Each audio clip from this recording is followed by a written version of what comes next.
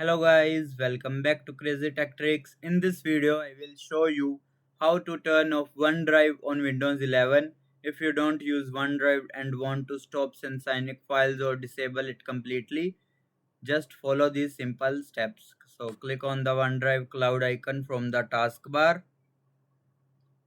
Now click on the setting icon in the top right corner. Then click on settings.